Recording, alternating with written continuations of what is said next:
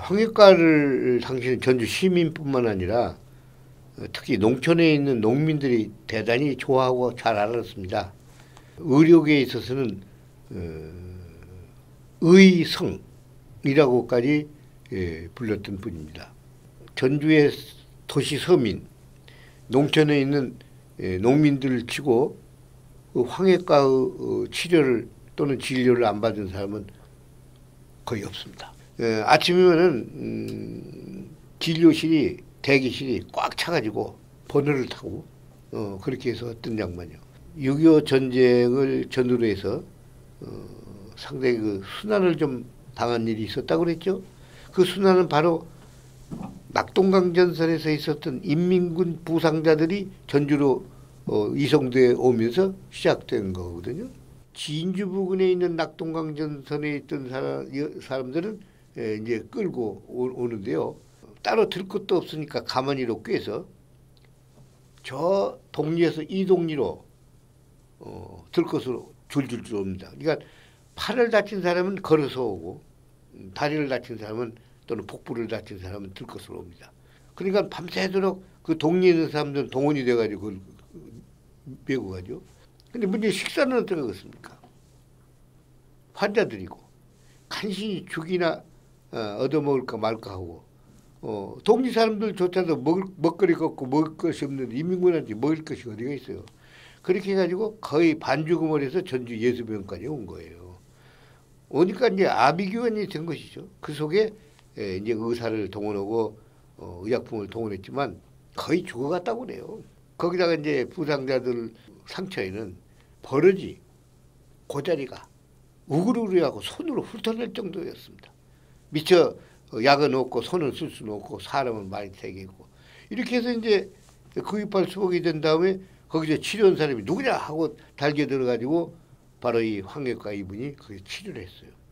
그것은 본인의 의사는 아니었어요. 예수병이 텅텅 비니까 시중에 있는 특히 부상병들이 주로 외과 부상병 아닙니까? 외과였기 때문에 이분이 이제 밤낮으로 치료를 임했는데 구입할 수복으로 보니까 마치 좌익에 가다먹어 인민군을 치료해 준 어떤 좌익분자가 되어버린 것이죠. 상당히 곤혹을 치렀습니다만 여러 군데서 얘기했어요. 저분은 세계 어느 나라 군대도 다 치료해야 할 적십자군입니다.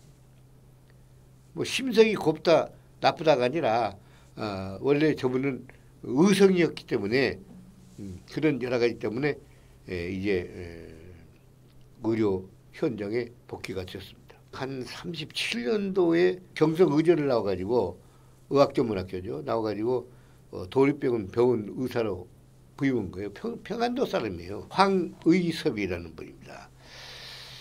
그래서 한 5년 동안 이제 도립병원 의사를 하다가 1942년도에 개업을 한 것이 바로 다가동에 영골목이라고는 그 옆에 단층 기와집으로 된 그런 병원을 개업한 겁니다. 양령시 영골목이라고 그러고 그다음에 그 약전거리라고 그랬거든요. 그 자리에 이제 약전하고는 이 양반은 관계가 없고 그냥 거기다가 다가동에 개업을 단층짜리 했는데 성실하게 진료를 했을 뿐만 아니라 아주 염가로 한 것입니다.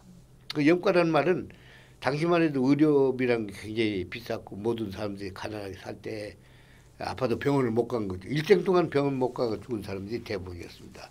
이럴 때 이 양반은 아주 헐값으로 환자를 봤어요. 오히려 기존 시의원들한테 비난을 받을 정도로 아주 저렴하게 치료를 했고 그 다음에 없는 사람들한테는 무료로 전부 치료를 했습니다. 그 바람에 이제 아까도 얘기했지만 지난 무주 장수 같은 산골에 있는 환자들이 꾸역꾸역 그것도 그때는 자동차가 아니라 리어카에 실려가지고 끌고 그리고 들어와서 이제 치료를 받는 겁니다. 그러면 이 양반은 사생활 자체가 아주 검소할 뿐만 아니라 돈이 안 드는 생활을 했어요. 이제 부부간에 아침 새벽에 일어나면 부부간에 똑같이 일어나서 청소하고 그다음에 이제 간호사 한 사람 두고 이제 챙기는 거죠. 그러면 새벽부터 꾸역꾸역 환자들이 몰려듭니다. 번호를 받아가지고 대기표를 가지고 그런 속에서 또 긴급 환자가 끼어들어옵니다. 그러면 양해를 얻어서 다시 진료오고 또 진료를 해가지고 하루 종일 진료합니다. 그 다음에 이 양반이 끝나고 나면은 쓰던 붕대를 전부 빨아요. 빨고 꺼져라는 거 있죠. 그것도 전부 빨고 널어서 말려서 그렇기 때문에 사실 저렴하게 진료를 할 수 있는 태세가 되어 있었습니다. 사생활도 있어서 이 양반은 의사회나 뭐네 회의를 전혀 안 나갑니다. 아침부터 밤까지 환자만 진료할 뿐만 아니라 성심성의껏 임했던 겁니다. 따라서 병원이 싸다, 또 저렴하다, 잘 낫는다 라고 하는 바람에 많은 환자들이 도움을 받았고 또 거기에 모여들었습니다. 게다가 이제 이 양반은 아침에 기독교 신자였기 때문에 일어나면 기도 한 번 하고 밤에 자기 전에 기도 한 번 하고 하는 것이 이제 하느님한테 고별하고 그 다음에 술도 안 마시고 모임도 안 나가고 개도 없고 의사회도 안 나가고 맨날 환자만을 봤습니다. 그리하여 이 양반이 50년 동안에 전주에서 의성으로서 이름을 얻게 됐고 많은 환자를 치료를 해가지고 드디어 이분은 이제 고령이 됐습니다. 자, 고령이 돼서 그 병원을 그만두려고 하더라도 따로 후계자도 없고 그 다음에 꾸역꾸역 계속해서 환자가 몰리는 바람에 70이 넘을 때까지 현장에서 치료를 했습니다. 그러자 이제 자기 아들이 당시 고려대학 의과대학 교수를 했기 때문에 자, 아버지 이제 그만하시죠. 얼마나 졸랐는지 모르는데 그때 잡히려서 진료를 끝내고 서울로 이사를 갔습니다. 그게 1999년입니다. 겨우 20년 전이에요. 6.25 전쟁 중에 나타난 사실 중에 의료 분야의 성장 내지 발달도 대단히 중요한 대목이에요. 왜냐하면 유엔군이 들어오면서 미군이 들어왔지 않습니까? 미군 의료는 그때 세계 최고의 의료 수준이었는데 일개 사단에는 일개 의료 여단이 있었어요. 거기는 몇십 명의 군의관과 몇십 명의 의사 그다음에 의정장교 해가지고 일개 의료단을 가지고 있었거든요. 미국 군진의학은 의료는 세계적으로 빛났거든요. 근데 사실 그때 우리나라에는 군의관이라는 게 없었고 개의사들 단기 훈련에서 군의관을 가니까 보통 부상자하고 전쟁 부상자는 다르거든요.